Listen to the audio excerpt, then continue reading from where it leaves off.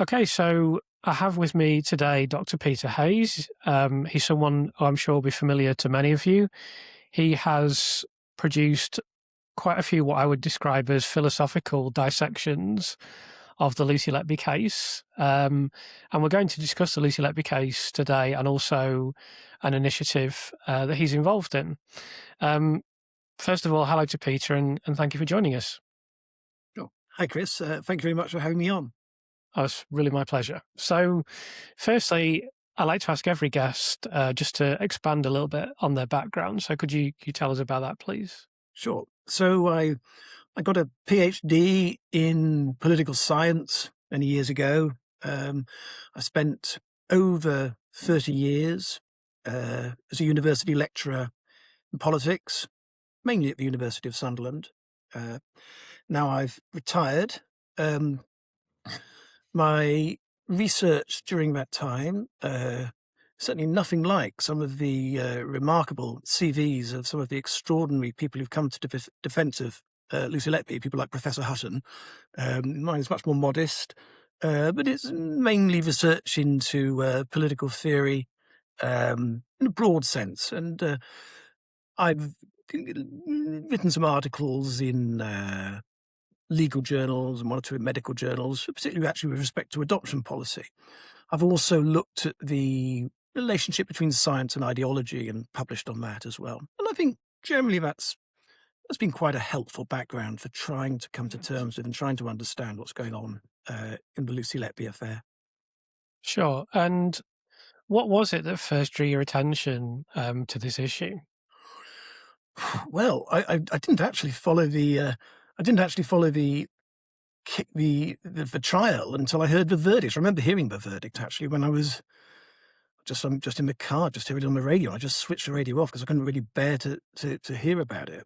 But then I thought, I better look into it. And I suppose when I was familiar with the work of Professor Sir Roy Meadow and Professor Southall, Professor David Southall, and I was also familiar with the kind of the fallout and the kind of the rise and fall of these two professionals, and I kind of had I wasn't sort of on one side or the other on that one. I could kind of I could sort of see their point of view as well. So I came to it, and I was initially actually imagining that this was going to be the kind of case which corroborated the kind of concerns which they'd been articulating. Yes. And then I saw the chart, and I had exactly the kind of thoughts about the chart that Professor Hutton has explained so well, actually, on your channel. So I don't need to go over those because Professor Hutton just does a brilliant job of talking about the chart. I saw the chart, and I saw the note, and I read the whole of the note. And I began to think that there's something strange here, and fairly quickly I came across other information like the label on the initial assay test, which again is kind of well known, and began to be very concerned about it being a miscarriage of justice, and it's something that I've never left. Absolutely. So with that in mind, I know that you have recently been involved in the submission of a motion to the Green Party. Now, we're going to discuss Lucy's case in depth as well, but this was, I think, one of the main reasons I wanted to have you on, because people have been asking me about it a lot. And I didn't know too much about it, and I haven't had the time to really look into it, to be honest. So can you tell us more about that and more about the motion itself? Oh, yeah, sure, absolutely. So the motion has been put forward and hopefully will be debated in the Green Party's October conference this year. And it's been put forward actually by my friend Pat Chance. And Pat has been a very stalwart and very active supporter of the campaign for justice for Lucy Letby right from the beginning. So, in fact, that iconic photograph of people demonstrating outside the Royal Courts of Justice, one of those people is Pat. But she's also been a member of the Green Party for several years, and she's put this motion forward, and I'm a co-proposer.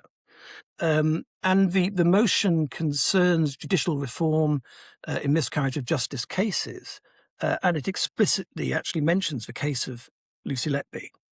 So it points to some of the problems in the justice system, problems with the Criminal Cases Review Commission, problems with the Court of Appeal, problems with the Thirlwall Inquiry, and it proposes kind of two kinds of solutions. First, there's kind of immediate solutions, things that could be sort of done at once, like changing the terms of the Thirlwall Inquiry to allow for the possibility that these babies died as a result of mistakes and so on. But then also, it suggests there are other reforms that Ms. Letby's case and other cases show are desperately needed, such as making sure that experts are not hired guns. But they're much more difficult problems to solve, and that this needs a lot of discussion and debate and so on. So it kind of have these kind of two categories of reforms. One which we feel it could be done straight away, more or less, and others that are going to take a lot more time.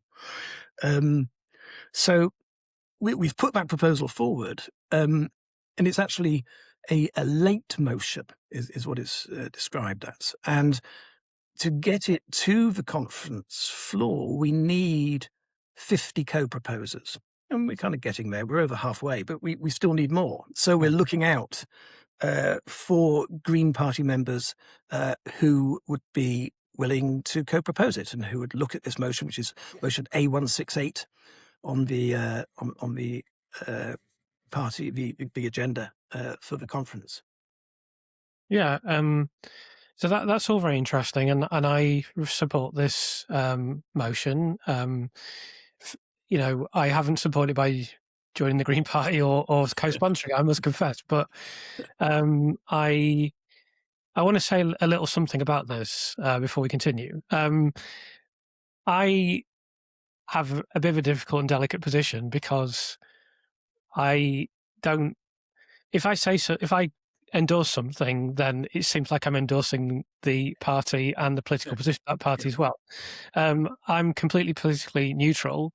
I remember saying something about Nigel Farage endorsing, delicately endorsing this and saying it was a good thing. Not everyone liked that. But I wasn't endorsing the political position of Nigel Farage.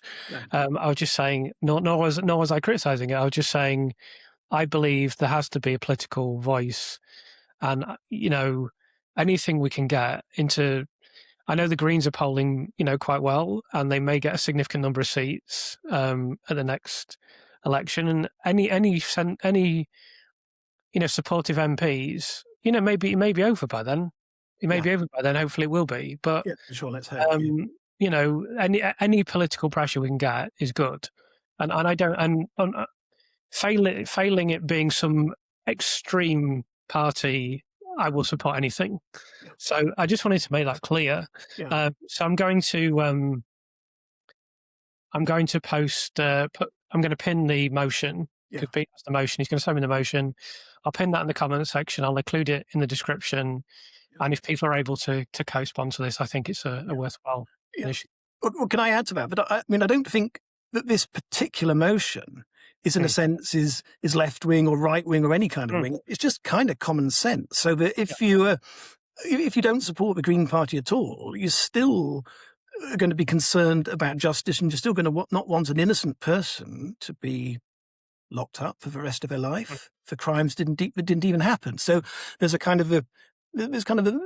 shared agreement, I think, amongst everybody who's concerned about this case, and it doesn't really matter what their political background is. So if me and Pat had happened to be in on the right rather than on the left, and we were trying to put forward a motion in a different political party, we probably put forward more or less exactly the same thing. So it's not something which is kind of politically divisive. I don't think this particular motion. It's calling for justice for Ms. Letby and for other victims of miscarriage of justice cases, and for reforms that will try and make these kind of terrible cases less likely in the future.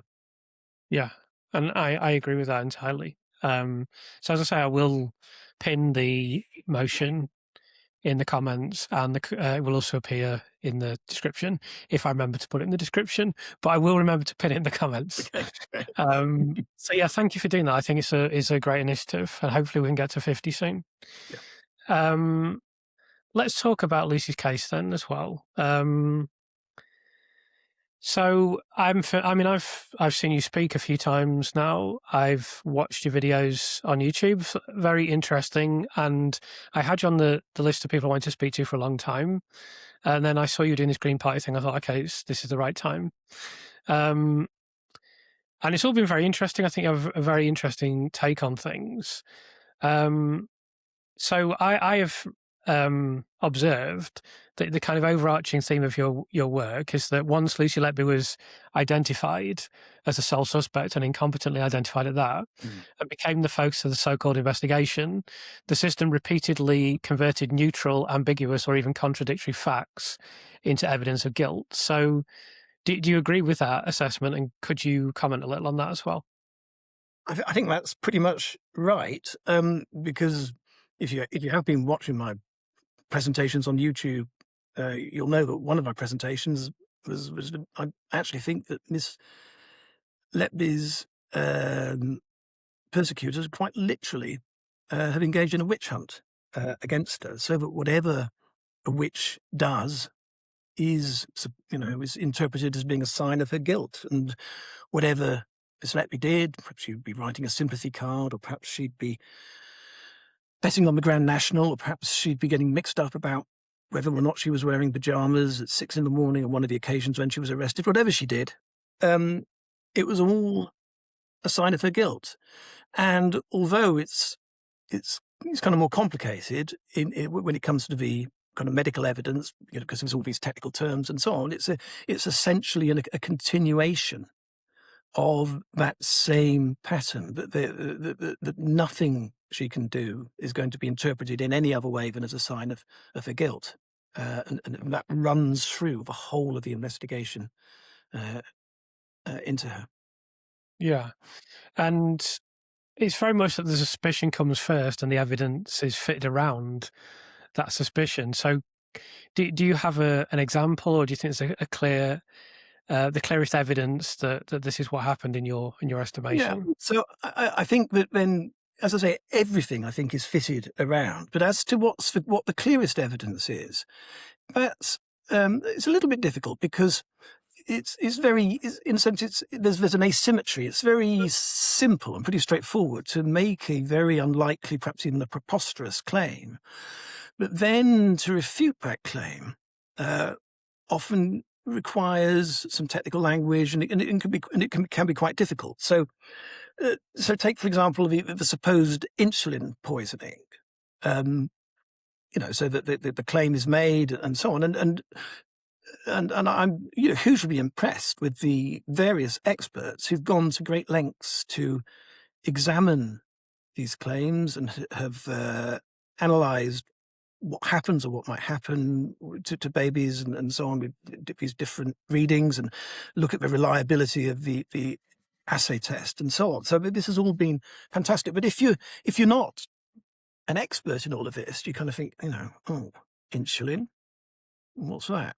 And you think, assay test, what's that? So it's quite difficult with these technical terms to get into it. However, nonetheless, with this particular example, I think it is a pretty straightforward one at one level, because in one way you can kind of cut through all of that, because we know that something very strange happened with the insulin test, and this was that the test had written on it something along the lines of don't use this for the do not use this test for factitious hypoglycemia. And so that's actually written in red on this kind of warning label. So it's got a warning label in the same way as a medicine would, or something like that. So this test it's got this thing written on the warning label, and you can just see it. I think you can probably even still see it today. I mean, I sort of looked it up after the trial. It was still just sat there online. I think you can still actually look it up and just see it. So it's there. It's written in red. Don't use this. And essentially, what it means is, if you suspect insulin poisoning, do not use this test. No, this is not the right test for it. You need to do another test. It then says you need to go off and do a different test. This is not the test to do it. Now, when the police interview Ms. Letby about this, they don't say, well, we've got these insulin test results, and this is what it says on the label. It says, don't use this test. What do you reckon of that? They don't mention any of that. It's not No. mentioned in court. It doesn't appear. I don't think it was ever mentioned during the trial. So you've got poor Miss Letby sat there being told, well, we discovered somebody's been poisoning it. And she said, well, if anybody was, it wasn't me.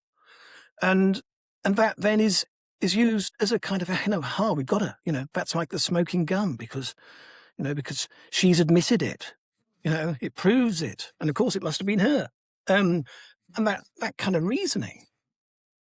I think it's a particularly duplicitous aspect of the trial that it kind of reminds me of like the days of, Aristotle. Like you could say to someone, "Oh, look, all our scientists say that the rest of the universe rotates around the Earth. Do you agree with that or not?" Well, if your scientists say this, then yeah, fair enough. But to me, it's very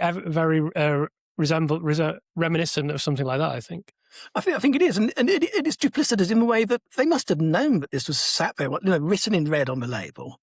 And it's never brought up. It's never brought up to Miss Letby. The defence, as far as I know, they don't seem to know, as far as I can tell, for some reason. Or at least it doesn't seem to come out in the trial. And what it shows, obviously, is that simply that the test is unreliable. But in a sense, you don't. So in this case, although I say I have huge respect and think it's very important the work that's being done by the experts on this particular aspect of the case, you can just simply read the label. And you can say they shouldn't have used it.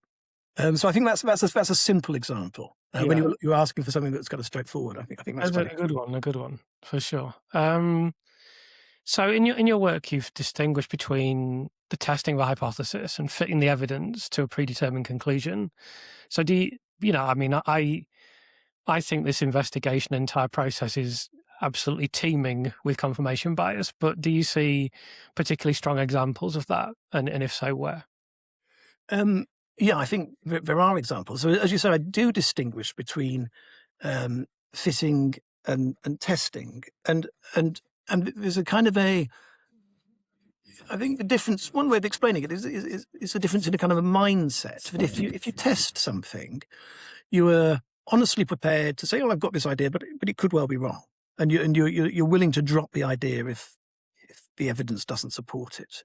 Now, if you're fitting the idea, you may have exactly the same idea, but you have a different mindset, and you're saying, I've got this idea and I'm going to basically make sure that I believe in it come hell or high water. Whatever the evidence says, I'm going to twist the evidence around, I'm going to turn it around, I'm going to ignore some things, I'm going to distort and overemphasize other things, and whatever the evidence says, it's going to confirm what my theory is. And sort of temporally, we can sort of roughly divide what happened to poor Miss Letby into 3 stages. So first, you get this stage of pure suspicion by Dr. Breary and Dr. Jayaram and so on. And you get this goes on for a year. They don't seem to know why Miss Letby is engaged in all of this. So they don't have any theory about it. They just think that she's attacking babies. And it's their, quote, gut feeling. So you have gut feeling going on for a year. Then you have the NHS managers at the Countess of Chester Hospital, and they investigate it. And I think, actually, that they do a reasonable job of testing Dr. Breary and Dr. Jayaram's theory. They test it reasonably well, and they find that it has absolutely no basis. And then the consultants go to the police, and at that point, everything starts to be fitted, that the sort of testing approach is abandoned and everything is fitted instead. And I think a helpful sort of clear example of how things are fitted are on those occasions where it is thought that Miss Letby is present with a baby, and the incidents are described as suspicious, and then it's found that she's actually not there at all, and then they kind of say, "Oh, well, no, it wasn't suspicious. It must have happened a bit later." So we can actually see that you can see that actually literally happening during the trial, more or less, with baby C. So that baby C, Dr. Evans has decided has been attacked on a certain day, and then it transpires that Lucy Letby wasn't there. And so Dr. Evans says, "Oh, well, it wasn't that day. It was the next day." And then Ben Myers says, you've said that all of this stuff happened the day before. How can you then just switch it to the next day? And basically, Dr. Evans kind of waves his hand about, and he just kind of talks in a rather irrational way, in such an irrational way. But even the prosecution at the end of the trial says, well, you can discount that bit of evidence. Unfortunately, Ms. Letby is still convicted for the murder of baby C. But you can see it happening there. For baby P, the same thing happens. Dr. Evans says, oh, baby P was attacked during the night. And then it turns out, oh, she wasn't there in the night. Oh, well, she must have been attacked in the morning. So you get the same pattern there, and you can see the pattern also in the way in which the notes are being developed by the expert witnesses. So Dr. Bohin says that baby I has a suspicious event at some point where she might be being attacked, and again it then transpires that Lucy Letby isn't there, and so they say, oh well, it's not suspicious after all. And so this way of kind of shifting around constantly to try and identify times when Miss Letby is there and saying that's suspicious. And then if they find an event when they thought she was there and they've called it suspicious, but she wasn't there, and then we just shift. It's pretty clear. Yeah. So I think that's again quite a clear example of that kind of evidence. Yeah, I think again an excellent example. So this may be a tricky question to answer succinctly, but you've argued that the prosecution case basically becomes unfalsifiable. So you've described it there, really. One piece of evidence or alleged mechanism or time or date, or it doesn't really seem to matter what it was.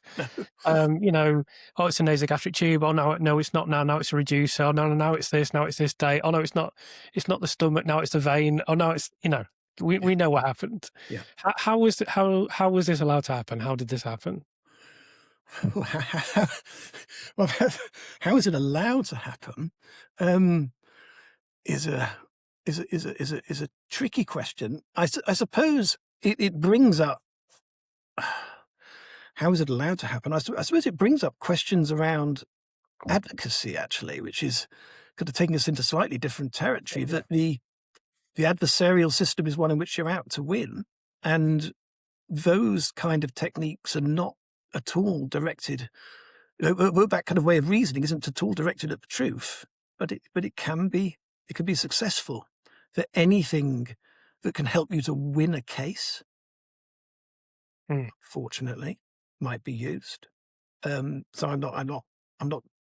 This is one of the very difficult problems. That it's almost an intractable problem in an adversarial system.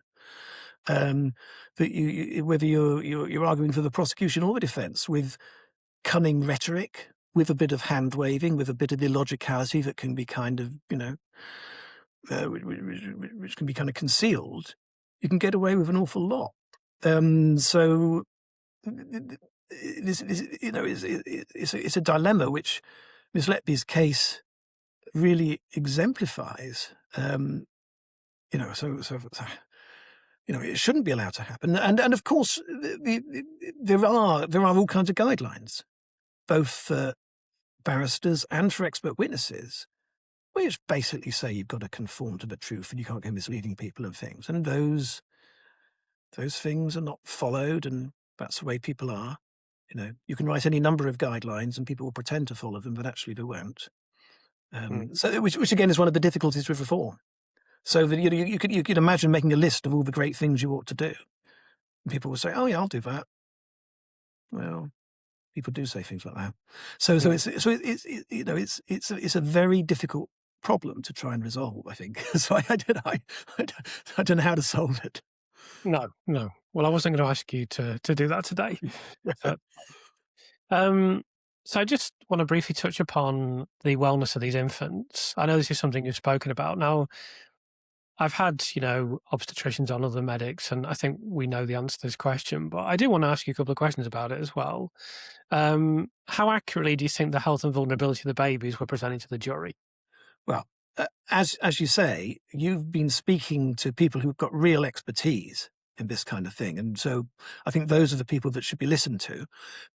My view, of course, is that the babies were not being portrayed accurately, and that what was happening was that these babies who weren't well, sadly, were being portrayed as well by the prosecution because they had this this pattern that Mm. again, you saw this pattern again and again, but they kind of said, well, we don't know what's going on. And because we don't know what's going on, we do know what's going on. That Miss Letby's attacked these babies. And it helps the argument that we don't know what is going on if a baby is said to be well and stable and satisfactory and so on before Miss Letby comes on the scene. And so they say that the baby is well, and then that helps to emphasize their claim that what happens to the baby is mysterious and unknown. And then because it's mysterious and unknown, it must be Miss Letby that did it.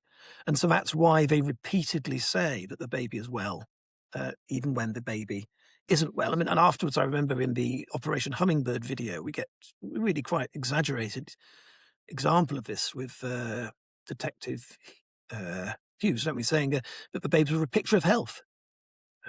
So that this kind of rhetoric then sort of gets translated into the post-trial as well, and I think it's something that helps them to rhetorically emphasise the supposed surprise when these babies suddenly collapse. Absolutely, I think that's undeniable. I want to talk about the transference of infants away from the counter chapter as well. Yeah. Do you kind of have any comments about that and about how some of these infants improved? Quite a few of them improved as soon as they went to a higher level. Some of them improved, then came back, and then deteriorated again, Yeah. even. Yeah. So do you have any kind of comments to make about that and the significance of that? Well, obviously, the prosecution said that this was due to Miss Letby, but the much more intuitive and likely explanation is that it's due to the hospital. That if they were transferred to Arrow Park Hospital, they're going from a level 2 hospital to a level 3 hospital, and they're going to a hospital where the staff are going to have more experience, more expertise, and that is going to feed through into better care of the children. So it's sort of related to another prosecution ploy, because just as the prosecution are saying, the babies are well, even though they're in an ICU unit, the babies are well and so on, and then suddenly they deteriorate. But they're also saying there's no problem with the hospital. The hospital's absolutely fine. Mm. And just as they're suppressing information about the babies, they're suppressing the obstetrics reports about the babies, so they're also suppressing, from the jury at least, information about the hospital. They're suppressing the Royal College of Paediatrics and Child Health report, which is really quite a critical report, and so it's sort of part of the same pattern. That they're saying the babies are well, the babies aren't well, and they're saying the hospital is fine or the ICU unit is fine, and that isn't, unfortunately, that isn't true either. Yes, absolutely. So we're going to talk about the embolism cases now. Right. I know this is something that you've focused on quite a bit, so I have a number of questions on this topic. As we know, that air embolism was central to the allegations as a whole, the indictment as a whole. What do you see as the fundamental weakness, scientific weakness, in the way that air embolism was diagnosed in this case? Well, there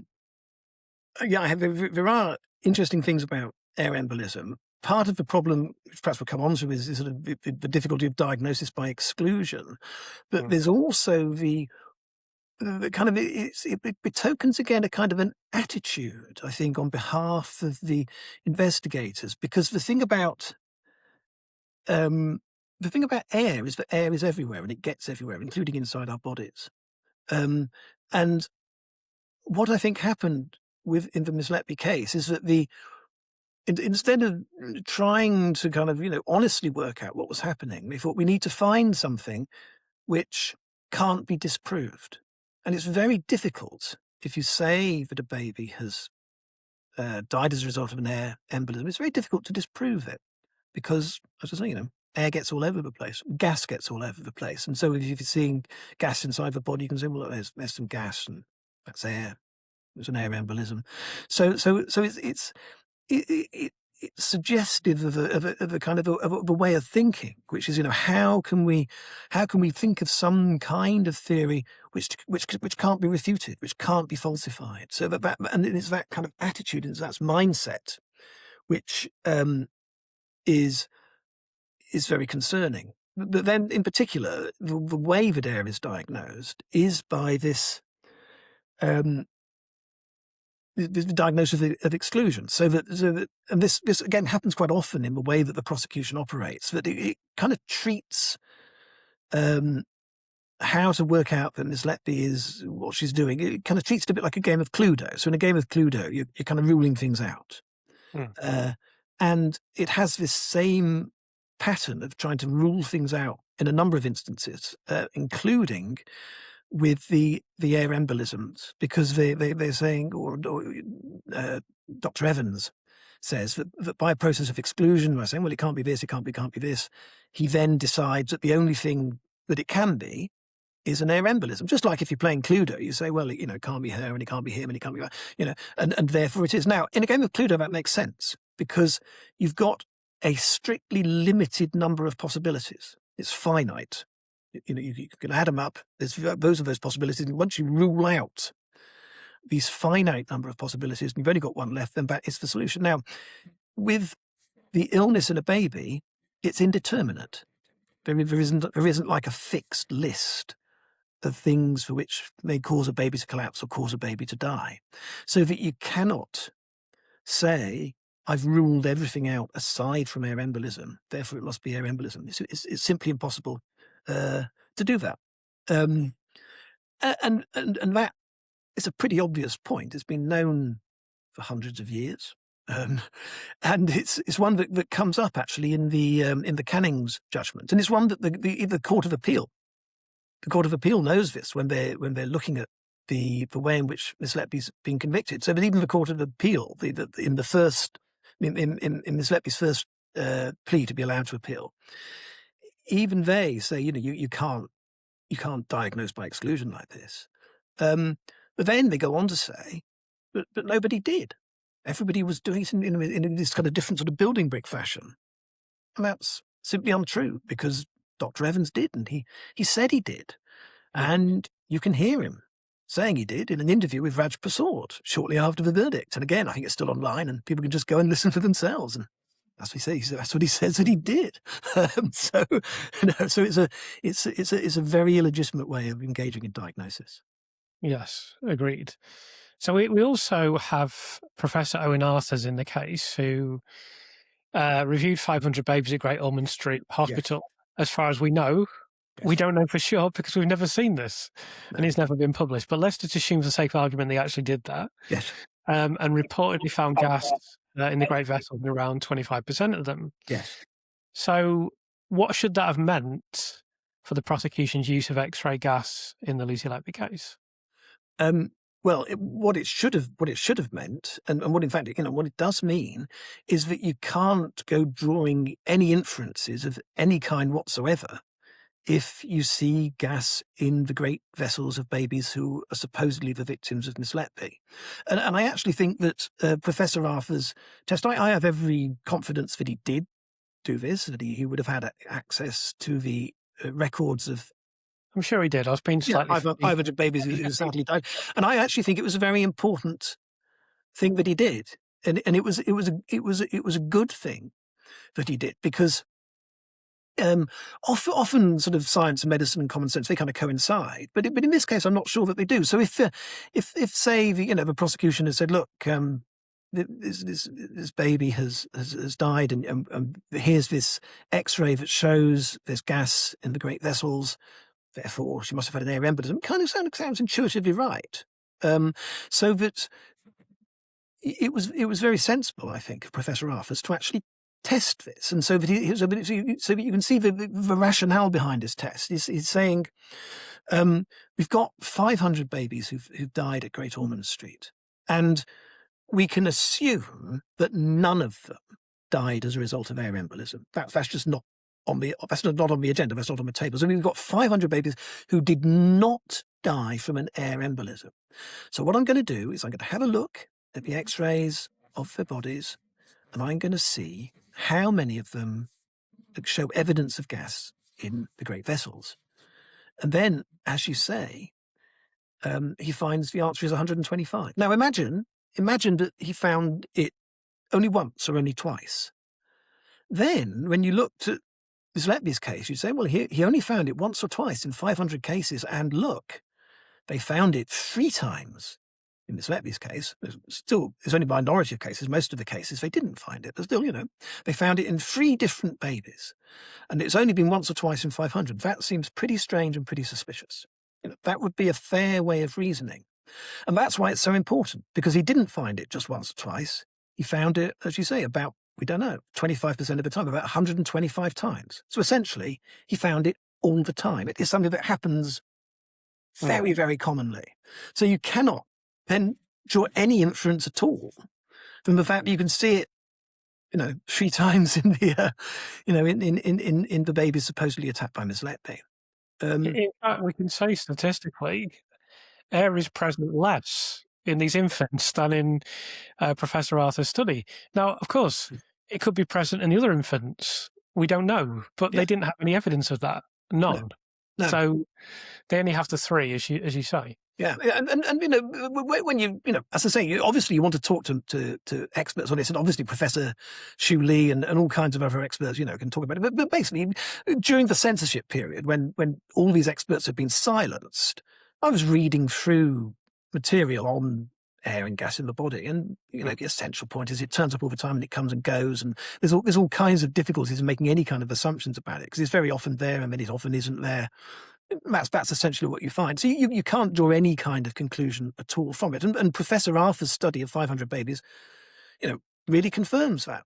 These are 500 babies. None of them have got anything to do with air embolism, and 125 of them, you can see air in the same way as you can in just 3 of the cases with Miss Letby. And so it's an important finding. And I think the most unfortunate, disgraceful way in which this is interpreted, both by the prosecution and then by the Court of Appeal, is to kind of just switch it around completely. First, they try with a smaller number of babies. They try the youngest babies, but they still get plenty of babies with air in the great vessels. And then they have this totally different test. They say, well, let's take the 8 of the youngest babies in Professor Arthur's sample who have got air in the great vessels, and let's ask whether their deaths were explained or unexplained. And they say, well, their deaths were explained. As a matter of fact, not all of their deaths were explained, but let's sort of leave that sort of detail aside, and let's assume that it's true, that all these 8 deaths are explained. And then you kind of think, well, it's not surprising they're explained, because they're down at Great Ormond Street, and they accept autopsy findings, and they accept what pathologists say, and they accept that these babies have unfortunately died from natural causes. If you then look at the Countess of Chester, where they say, well, look, these 3 babies with their X-rays, they're unexplained. And again, you think, well, the reason they're unexplained is because for 2 of them at least, they've rejected the autopsy findings. The autopsy findings said these babies have died from natural causes, and they said, no, they haven't. And then they said, well, these deaths are unexplained, and so they turn that fact into something of significance, and plainly it isn't. And it's presented in this terribly dishonest way, and so it's rather confusing. You kind of somehow feel that as a result of this study of 500 babies, which is a significant number, it's quite an impressive number, that something has kind of come out of it. And you have to read it quite carefully to realise, no, we're actually talking about 8 babies, and they're talking about something completely different, something which essentially makes no sense at all. And that kind of rhetoric, again, is kind of pervades the way in which the case was presented and also was considered by the Court of Appeal. Yeah, so something I want to talk about as well is the constellation of findings. Now, this is slightly confusing for me because at the time we're recording this, I haven't released a video that will have gone out the day before this is released. But that is about a moment of craziness. It can only be described as craziness in the court case that at this point in time has largely gone without mention. So you should definitely look out for that. Okay. But by the time you see this, you will have seen this crazy moment in the court case, everyone watching. And I talked about the constellation of findings and how phenomenally weak it is. And we don't know what, sometimes they say, oh, well, the infants collapse quickly, or sometimes they say, oh, well, there was discoloration, oh, well, maybe there's a bit of air this time or a bit of gas in the vessels. We don't really know to what extent each of those so-called factors contributes to the so-called diagnosis. Um, so what comments do you have about this so-called constellation of findings? Yeah, so I think the constellation is a kind of a metaphor that's, I think, is used in two senses, isn't it? I think it is used for the um, for the air embolism, and it's also used more broadly to say that there's a whole kind of constellation of evidence out there against Miss Letby. And so I think particularly with respect to the uh, air embolism, the idea that it's been kind of gradually built up and there's lots of elements to it. I'm very doubtful about it. So if we go to the way in which they will put this forward, one of the things they'll say is that there was skin discoloration, and that would be a positive finding. And the difficulty, of course, with skin discoloration is that it can be a sign of innumerable medical conditions. And again, this is something that, obviously you want to talk to a medical expert about. Absolutely. It's pretty straightforward in many medical conditions. And then alongside skin discoloration, they'll say, what else will they? They'll have some other. I'm just trying to remember what else it was. Well, the main things they would say is this baby collapsed suddenly and unexpectedly, Yeah, and the failed to respond to resuscitation. yeah, Those were some, for 3 cases they had bad air as well, didn't they? Gas in the X-rays yeah, or whatever. But yeah, those yeah, were the main. yeah. main. Well, collapsing suddenly and unexpected is just another way of saying we don't know what's going on. It's sort of putting that in more elaborate language. And so again, it's one of these. It's an example of how they transfer something from saying, well, we don't know, do we do know? So that they're saying, because we don't know, it shows that it's an air embolism. So that they have other things in the constellation which make no sense at all. I remember they were saying that the fact that Miss Letby was allegedly attacking twins had something to do with it. I could never make that one. I could never make that one all out at all. So I certainly think in the closing speech of Nick Johnson, he places quite a lot of emphasis on babies being related to each other. I think because to pull on the heartstrings of the jury, it's not for any other reason. No. We never properly. I mean, as far as I've seen, and I've seen virtually all the scientific aspects of the court case now, I've not seen it properly explained to the jury that this is an extraordinary number of multiple births that's in the Yeah. indictment. Yeah. Instead, they say, oh, they relate to each other. Obviously, Lucy wanted to devastate the family, It's basically the implication. And that again is something that would be really helpful, I think. Well, maybe you have had medical experts on, but because again, there's a, for a non-expert, there's an obvious point which comes out and think, well, if these babies are related to each other, they may share the same genetic makeup, which is perhaps, and the same birthing trauma and so on, which may give them similar problems. Again, that's not a point for me to make. That's a point, obviously for Absolutely. medical experts to discuss. Yeah. Yeah, that's fair. Let's talk about failed resuscitation in this case. Sometimes being treated as suspicious, but then unexpectedly successful or rapid recovery was also treated as suspicious. So, what does that tell us about the interpretation of the so-called experts in this case? Well, I am frankly kind of skeptical of this. I think I think it's rather similar to what we were saying about the experts saying that something is suspicious when they think Miss Letby's there, and then when she's not there, they decide it isn't suspicious. It's that that they're determined. They have this real tunnel vision to say that Miss Letby is guilty, and they're going to interpret the evidence, whichever way the evidence goes, as being supportive of this. So, as you say, if resuscitation fails, they say, well, if it had been a natural cause, it would have succeeded, and so there it is, it's failed. But then if it succeeds, they say, well, it succeeded rather quickly, and so that's also unusual, and so they get her either way, essentially. There's no.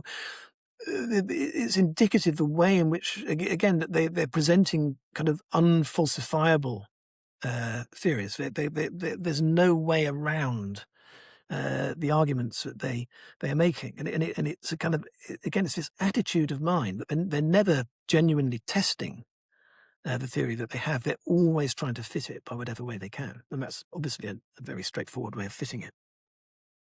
Yes, absolutely.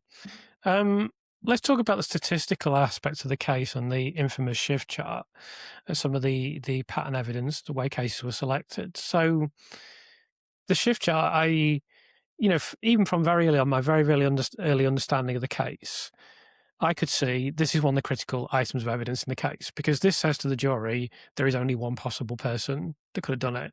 Yeah. This person is ubiquitous.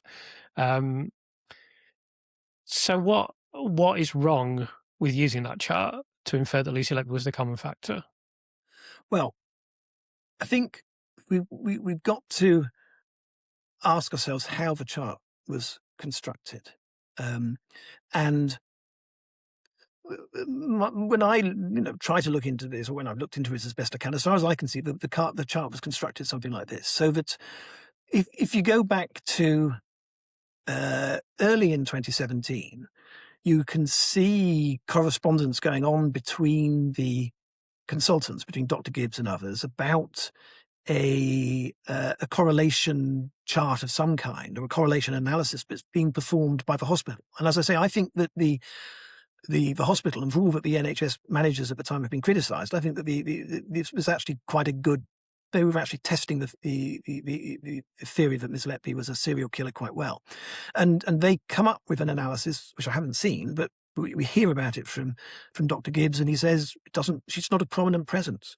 She's not particularly, she doesn't turn up particularly in the cases they've shown up. And he says, well, so they must be looking at the wrong cases. These aren't the cases which we think are suspicious, and obviously the cases they think are suspicious are the ones which Lucy Letby is involved in, or at least the ones they think Lucy Letby is involved in, because we know they don't actually attend the ICU unit quite as much as you might think they ought to. But nonetheless, they've got a number of cases in which they think Lucy Letby is involved. If we then jump forward to Dr. Evans says he was given, sometimes he says 32, sometimes 33 cases, something like that. And then he got the insulin cases later on. And so he's been given only he says, I asked for all the medical records, but, what are the parameters? He's only given 32 or 33 cases. So there's been a lot of selection going on. Well, who has been doing the selection? We know that for police, and they said this in Operation Hummingbird, they looked at all this evidence and they said, we don't know what it all means. They looked at the medical notes, we had no idea. Why should they have any idea? So the people who we can infer pretty confidently selected those 33 cases were the consultants. People like Dr. Gibbs and the cases which he thought were the ones that ought to be investigated.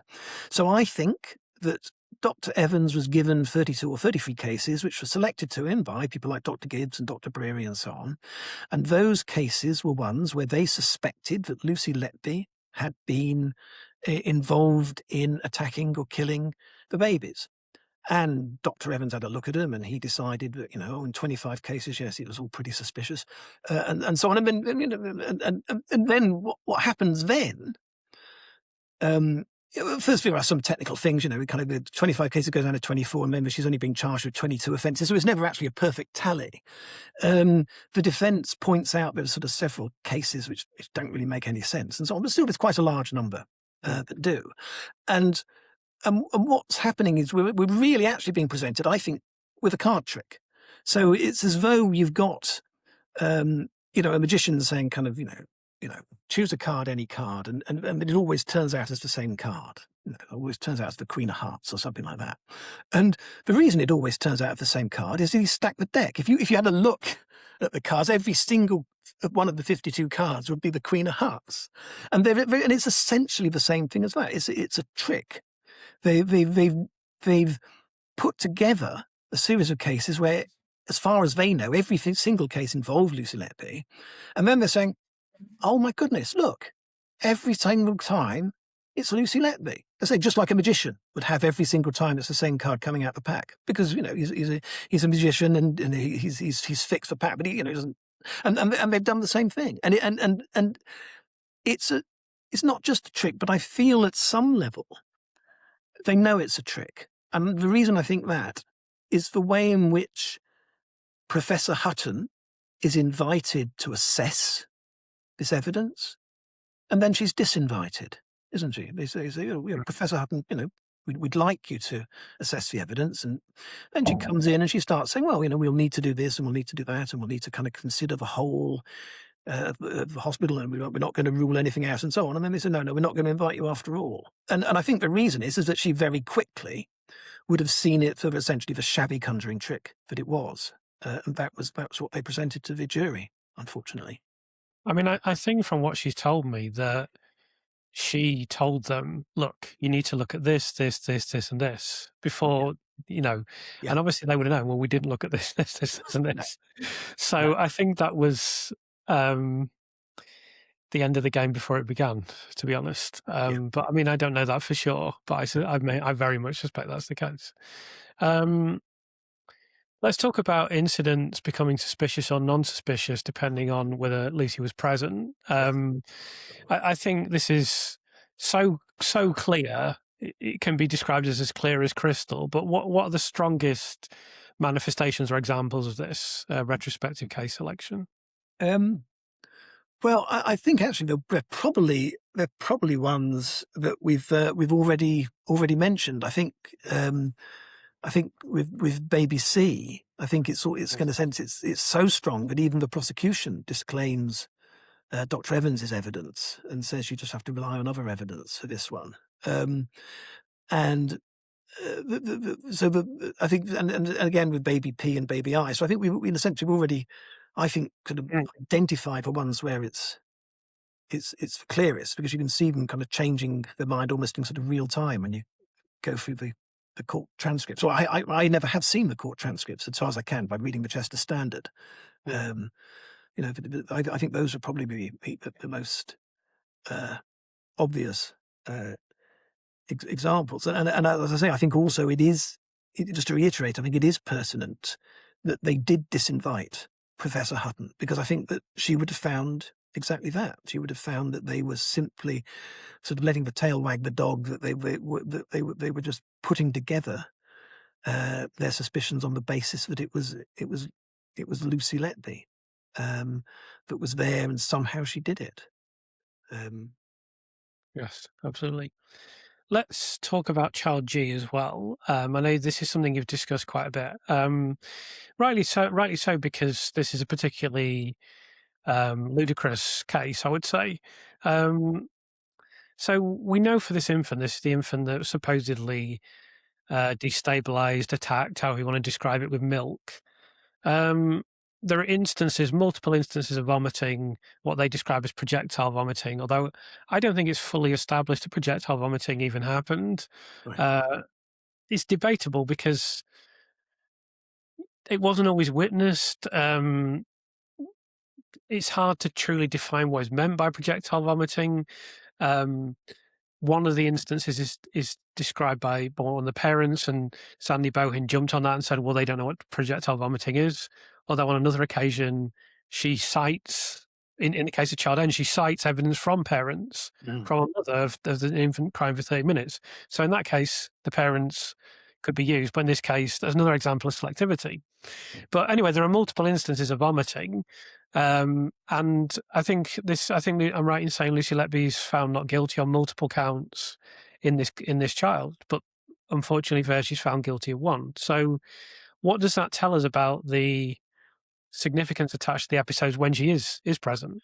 Well, I think with the projectile vomiting, again, unfortunately, there's a child, and apparently the child is vomiting a lot.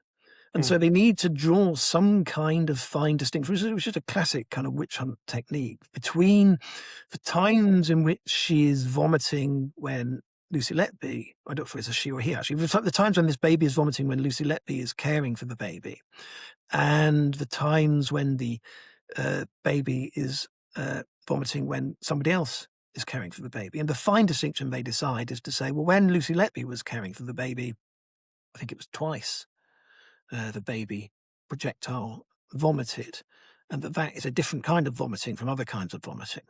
Well, if it is a different kind of vomiting to other kinds of vomiting, I'll just have to leave all that to the medical experts to chew that one out. But also if it is, there's at least one occasion when projectile vomiting is mentioned in the medical notes and Lucy Letby isn't the carer. So we know that on one occasion at least, Lucy Letby is not there and the child projectile vomits. And so you cannot then say, not that I think it would be much of an argument anyway, you cannot then say projectile vomiting means that the carer is attacking the child. I'm not a medical expert, but I find it inherently unlikely. I think people who've gone through the experience of caring for children, I think I know what projectile vomiting is well enough. I seem to remember it on various occasions. It happens. And obviously there are explanations for it other than the child is being attacked. But if you have that theory that projectile vomiting means the child is being attacked, then you have to explain why the child projectile vomited on at least one occasion when Lucy Letby wasn't the carer, and perhaps on several occasions, as you say, because of the testimony of the parents. That it seems to have happened several times. So again, there's a kind of an illogicality to the way in which this fine distinction is used. I say a fine distinction which I'm doubtful of anyway, but you have to listen to a medical expert, not me. But even if you accept that it's an important distinction, you then have to explain why it happened when Lucy Letby wasn't present as well as when she was. Yes, agreed. Let's talk about Sandy Bohin reading the report and conclusion of Dr. Evans, something that we know is stated in the Court of Appeal verdict. Dr. Bohin has confirmed it herself. So just tell me your thoughts on that, really. I mean, I've been quite stringently critical of this on the channel and in my book. What do you think about it? Well, I think that it would have been better, certainly, for Dr. Bohin to have independently, without looking at Dr. Evans's work, to have independently arrived at her own conclusions as to what was going on. So I certainly would think that was true. However, I'm not sure that this would be kind of a silver bullet for ensuring that expert witnesses, remained impartial and so on, because the attitude of an expert witness is going to be vitally important. And even if they haven't seen the work of another reviewer, they may still, unfortunately, have the attitude of someone who effectively thinks of themselves as acting as a hired gun to whoever is employed. I'm not at all saying that's what Dr. Bohin thought, but I think that it's I'm not sure that we can solve that problem quite as easily as saying that these things should be conducted blind. I think they should be, and I think it would be a good step forward. And I think it's a very good point that you're making. But still, if you're dealing with this kind of attitude, people will find a way around it, and they'll find a way of confirming the narrative that they are being paid to confirm. Yes, fair comment. Let's talk about the pathology and post-mortem findings. Yes. I don't think any of us can understand why these are so readily discarded, I suppose. What do you think about that? And what difference could it have made if the jury had been confronted with this more directly, or indeed at all? Because a lot of the coronial and pathology information just went out the window. Yeah. Well, I absolutely think that it was a very wrong thing to discard all of those reports, because what it's doing is it's playing into this narrative. We don't know what's going on, and therefore Lucy Letby must have done it. And then if again, you want to ask medical professionals about this, but these reports are not just kind of cursory one-liners. These are quite detailed investigations where they talk about natural causes of death. In 5 of the cases where Ms. Letby's accused of murder. And so to then ignore all of that, and so that the jury just isn't even aware of it, I think is a very most unfortunate. I mean, they of course they should have been aware of it, but it's part of this prosecution way of kind of getting rid of any kind of evidence that acts in a manner contrary to the to the conclusion they want to reach, so that they, instead of impartially considering all of the evidence, they're sifting the evidence, and anything that doesn't suit what they think, they suppress it in one way or another. They do that with the Royal College's report. They're doing it with the obstetrics findings, which I think still haven't been shown to anybody, have they? And they do it, of course, with the coroner's reports as well. And I think it's one thing for the prosecution to do that. They're just trying to win, but the court should not have allowed this. I did do a video examining 25 things that went against Lucy Letby in the case. I've struggled to find a decision from Judge Goss that went in her favour. It really is hard to find one. I don't know if you can think of one, but No, I can't. everything goes against her. No, I can't think of a single decision that Judge Goss made in her favour either. I don't think Judge Goss made particularly wise decisions in this case, and they didn't seem to be kind of 6 of one and half a dozen of the others. I absolutely agree with you. They seemed on every occasion to be supportive of the prosecution, and I don't think that was in the interest of justice. Yeah, I agree completely. I want to ask you about the Court of Appeal judgment, because I've been examining this recently and explaining on the channel. I know you've done this in some depth.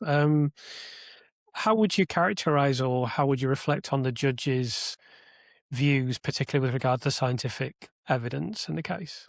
Well, I suppose the scientific evidence in the case, in terms of what the defence was putting forward, was very much being championed by Professor Xu Li, and it's, I think, very disappointing to see the way in which the judges treat Professor Li's testimony. The first thing that they do is they kind of say, well, this testimony's come kind of too late, and so we're not actually going to formally consider it anyway, which is indicative of one of the problems with the Court of Appeal. To say that Professor Li, who's this remarkable scholar and who knows an awful lot about air embolism, to say that his testimony, formally speaking, doesn't count because it's come too late, is to elevate kind of rules of the trial process far above the interests of justice. So anyway, so they say that,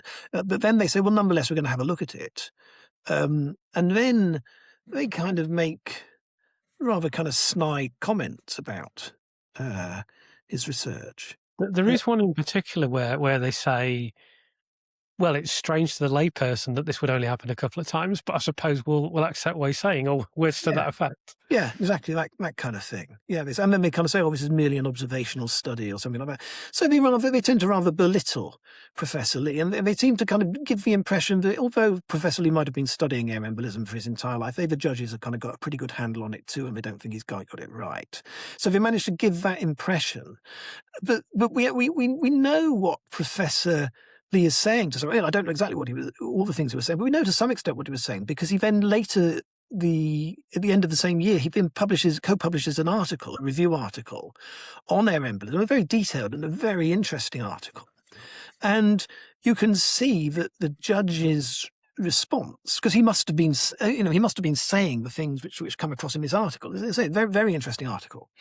And you can see that the judge's is wholly inadequate to this scholarly, erudite, very well argued, very well thought out, very logical article.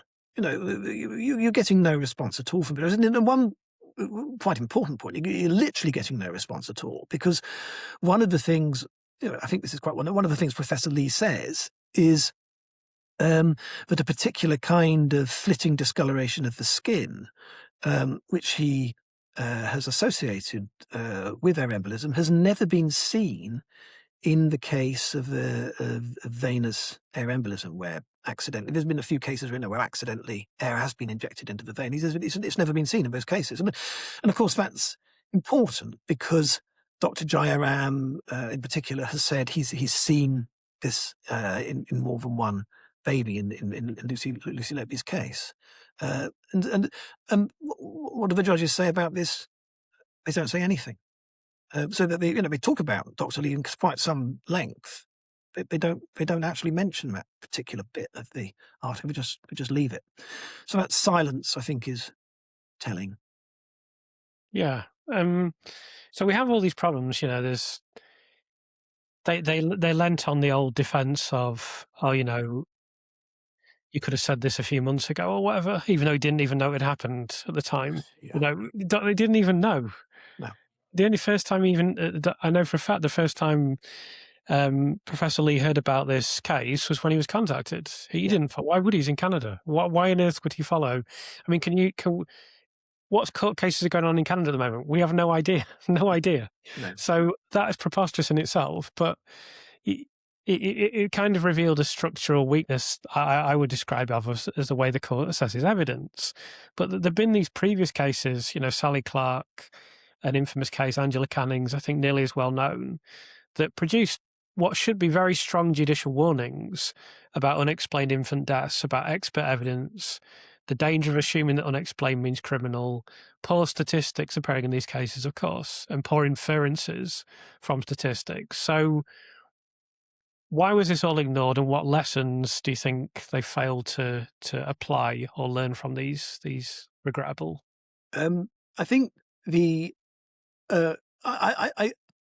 I think it is very, very regrettable, because I think the Cannings case in particular, I was very impressed with the judgment. I can't remember the names of the judge. I remember one of the judges was Lord Judge, so it's an easy name to remember. Anyway, the judges at the time, I thought really, it was a really well reasoned.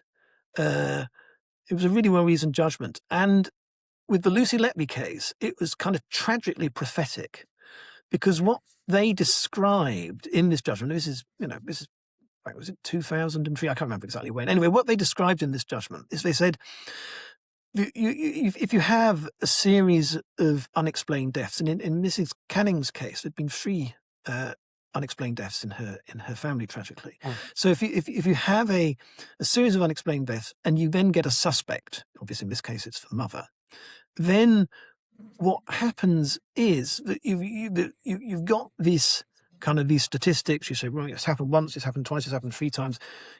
Something's going on, and we've got a suspect. And then everything, they say in this judgment, everything that this person does is interpreted as being suspicious and is adding to the evidence of their guilt. And the judges explain, it doesn't matter what this person does. It doesn't matter how this person behaves. And of course, this person perhaps is going to behave in a bit of a strange way in some ways or the other, but it doesn't matter how the person behaves or what they do. Everything will be interpreted as a sign of their guilt. And they then go on to say, well, the huge danger in this is that you are then going to imprison an innocent person, and that's absolutely abhorrent. And then if you look at the Lucy Letby case, you can see Nicholas Johnson at the outset with his chart, and he's saying, look, go through the first 3 of the cases.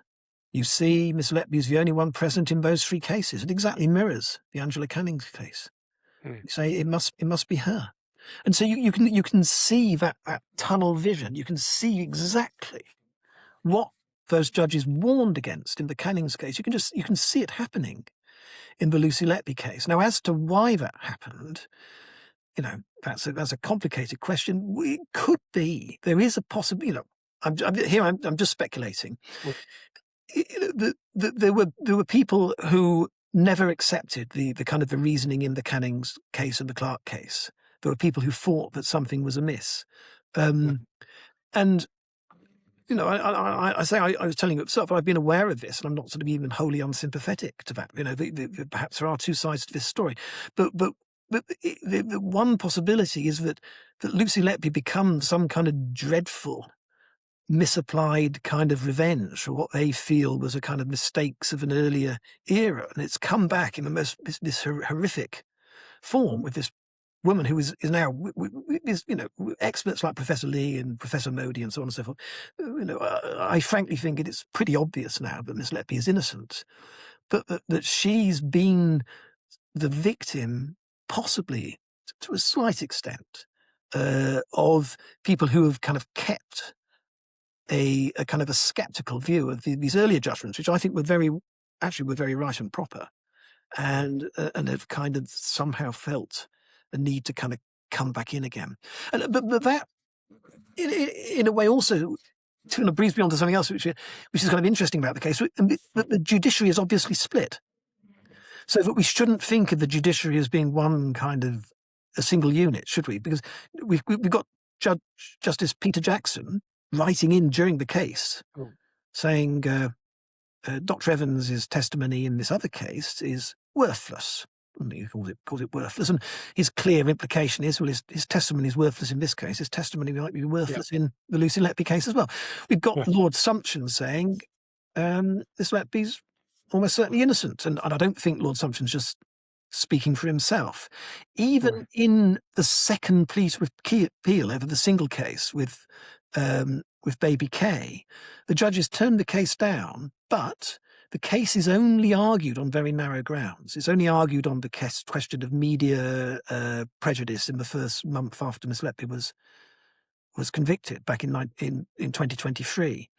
And the judges, I think, are perhaps almost realising that the defence, in a sense, doesn't want this case to succeed because they just want to get to the CCRC. And the judges, when they talk about Dr. Jayaram as being an unreliable witness, they're doing that off their own back. That doesn't actually come up in the submissions of the defence. It's something they just say for themselves. So I think even those judges are not of the same view as Sharp, Holroyd, and can't remember the other one. Yeah, the three in the other case, and so I think that the judiciary itself has got sort of different views about this, and that's, that perhaps is a good sign in a sense. That there are people there who are more rational and who are perhaps will help. Hopefully. With that being said, despite this kind of institutional resistance, the Court of Appeal, in the judgment related to the retrial, acknowledged that legitimate criticism could be made of the inconsistent nature of Jayaram's evidence. Dr. Ravi Jayaram, of course, was basically the whole prosecution case for Child K. So how significant do you think that is? Oh, I think it's very, very significant because, exactly as you say, the whole case rested on Ravi Jayaram seeing Miss Letby doing nothing, and then his crystal clear memory of the times when people were coming and going, all of which was shown to be wrong. And it was shown to be so that he was saying one thing in one trial, he's saying something quite different in the second trial. The door swipe data was totally misinterpreted. The difficulty, of course, is that the whole thing is all rather complicated. Imagine if you're a juror, you're hearing all of this, and instead of unpicking it all and deciding that Ravi Jayaram, is an inconsistent witness and that his witness is totally unreliable, I suppose what you're hearing in the head is you're hearing the prosecutor intoning the names of all the babies that have been attacked and for which Miss Letby has been convicted. And you're kind of thinking, well, look, she did all these other ones and she did this one as well. I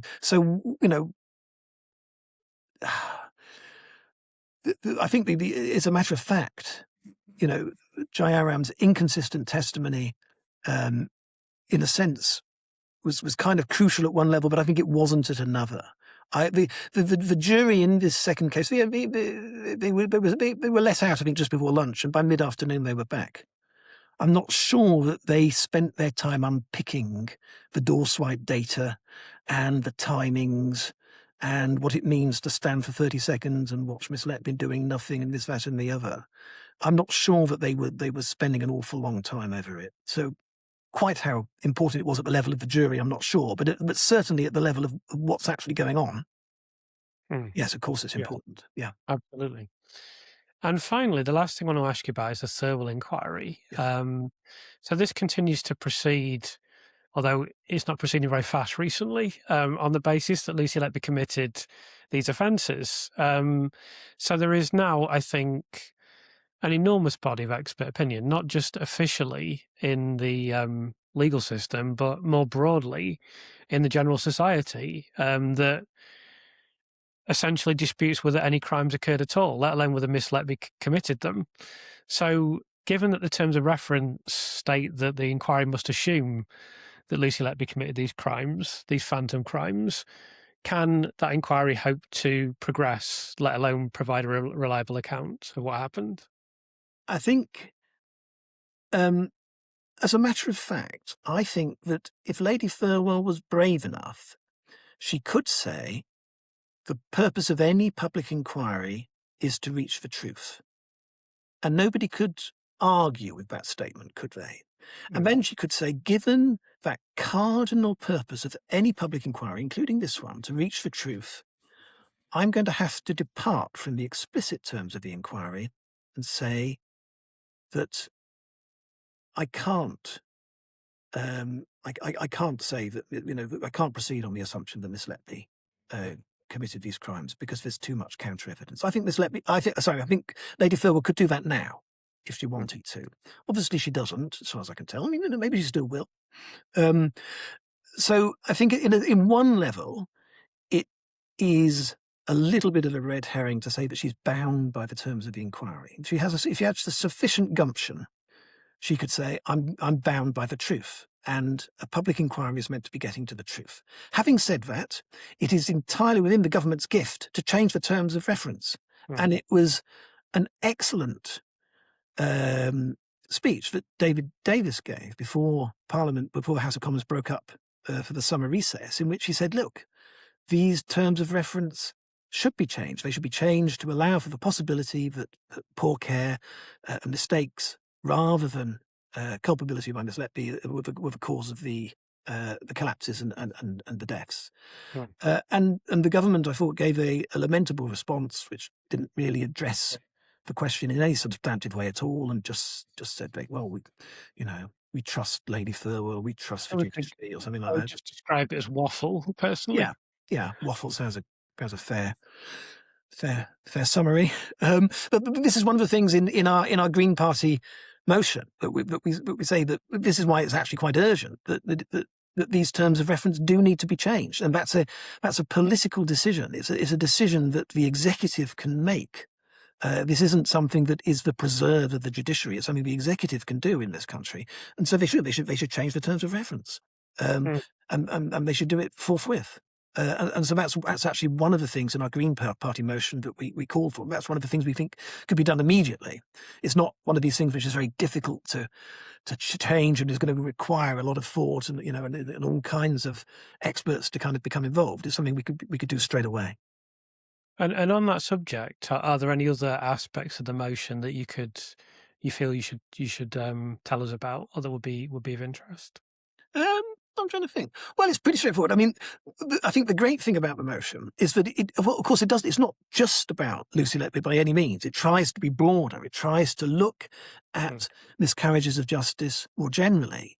But it does mention Lucy Letby. And I think that the Lucy Letby case is a very important case because, you can't say of the Lucy Letby case that somebody who's been convicted and sent to given 15 whole life terms. You can't just say this is kind of a mistake. You can't just say this is a bit like somebody who's been given a wrong parking ticket or something like that.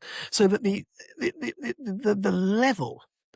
level at which this has happened, and the way in which for years now, actually, it's been pretty clear that that Miss Letby isn't guilty, in the way that nothing has been done, shows there are these really deep-seated structural problems with our system of justice. And if we're going to do something about them, the first thing we've got to do is we've got to release Miss Letby, because before Miss Letby's released, that people are not going to admit to the scale of the problems. And so we thought it was important to explicitly talk about Miss Letby's case in the motion, and we do.